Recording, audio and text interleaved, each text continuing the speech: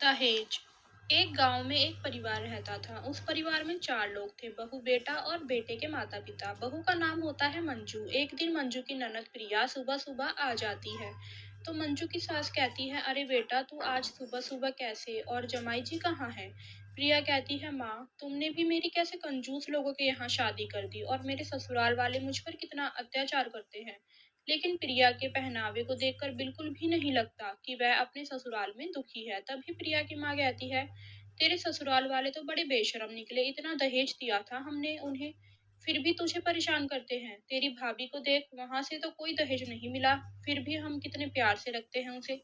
थोड़ी देर बाद मंजू अपनी सास के लिए नाश्ता लेकर आती है। तभी प्रिया कहती है, देखा ना माँ, इसे दिख रहा है कि मैं भी घर में हूँ, लेकिन आपके लिए नाश्ता लेकर आई, मेरे लिए नहीं। तभी मंजू कहती है, दीदी, नाश्ता पहले से ही बना दिया था, आपके लिए अभी ला रही हूँ बनाकर। इतने में ही मंजू की सास खड़ी होती है और मंजू के गाल पर जोरदार तमाचा मारती है और कहती है, एक तो मेरी बेटी को कुछ खाने के लिए नहीं दिया, ऊपर से बहस कर रही है। चल जा, निकल यहाँ से, और मेरी बेटी के लिए कुछ खाने के लिए लेकर आ। तभी मंजू रोते रोते रसोई में चली जाती है। मंजू की सास उस पर बहुत अत्याचार करती थी। एक दिन मंजू पूजा की थाली लेकर मंदिर जा रही होती है। तभी मंजू की सास मंजू को आवाज मारकर कहती है, बहू, मेरी दवाई ले आ। एक हाथ में पूजा की थाली और दूसरे हाथ में दवाई लेकर मंजू अपनी सास को दवाई देने जाती है। तभी मंजू के हाथ से पूजा की थाली गिर जाती है और दिया उछलकर मंजू की सास की साड़ी पर चला जाता है। लेकिन कुछ होने से पहले ही मंजू दिया अपने हाथ में उठा लेती है। लेकिन उसकी सास को बहुत गुस्सा आता है और वह कहती है कि मुझे जलाकर मारना चाहती है क्या? मुझे सब पता है, मैं तेरी आंखों में कितना खटकती हूँ। तभी उसकी सास अपनी बेटी प्रिया को बुलाती है और सारी बात बताने लगती है। तभी प्रिया भी मंजू पर चिल्लाती है और अपनी माँ से कहती है, माँ, इसे सबक सिखाना ही पड़ेगा, और जली हुई लकड़ी लाकर मंजू का हाथ जला देती है। मंजू बेचारी रोते हुए ही रह जाती है। वह कभी अपनी सास का सामना नहीं कर पाती। अगले दिन मंजू की सास मंजू को आवाज लगाती है और कहती है, मेरे पाँव दबा। तब मंजू कहती है, माँ जी, मेरे हाथ में बहुत तेज दर्द हो रहा है। तो मंजू की सास कहती है, जरा सा हाथ क्या जल गया, पूरा घर सर पर उठा रखा है। चल दबा मेरे पैर। अब मंजू एक ही हाथ से पैर दबाने लगती है। तभी प्रिया वहां आकर अपनी माँ से कहती है, माँ, मुझे मेरी सहेलियों के साथ बाहर घूमने जाना है, कुछ पैसे दे दीजिए। प्रिया की माँ उसे 5,000 रुपए दे देती है और कहती है, ये ले बेटा, सारे खर्च करके आना। और प्रिया मंजू से कहती है, भाभी, मुझे बाहर जाना है तो मुझे रेडी कर दीजिए और मेरी साड़ी भी प्रेस कर दीजिए। बेचारी मंजू जले हुए हाथ से अपनी ननद का सारा काम करती है। उसकी सास दहेज की वजह से ताने मारती रहती है। ऐसे ही प्रिया रोज घूमने जाती और मंजू घर का सारा काम करती और अपनी सास की देखरेख करती। ऐसे ही एक दिन प्रिया की माँ प्रिया को आवाज लगाती है और कहती है, प्रिया बेटा, यहाँ आ, मेरी तबीयत खराब हो रही है। प्रिया दूसरे कमरे में बैठकर गाने सुन रही होती है।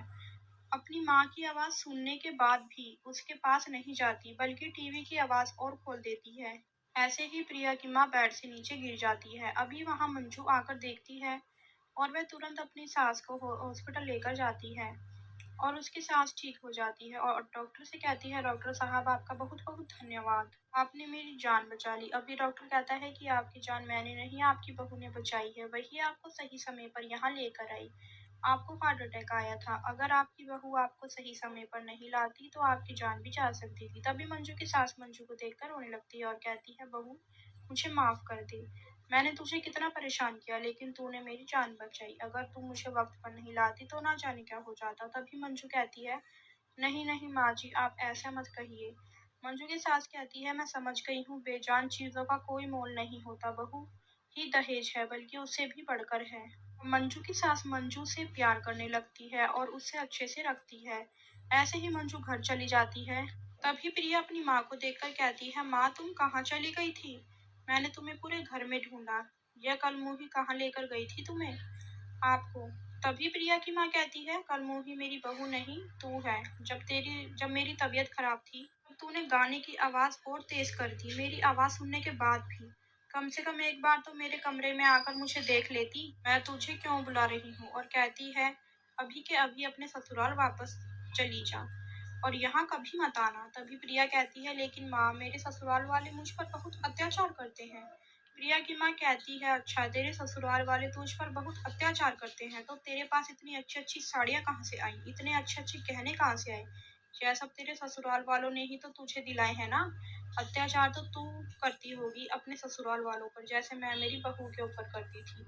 और तेरी बातों में आकर मैंने बेचारी का हाथ भी जला दिया। इसी तरह प्रिया की माँ प्रिया को उसके ससुराल भेज देती है और अपनी बहू के साथ प्यार से रहती है, और मंजू ने प्यार से अपनी सास का दिल जीत ही लिया। तो दोस्तों, कहानी पसंद आई है तो इसे लाइक करें और हमारे चैनल को सब्सक्राइब करें। धन्यवाद।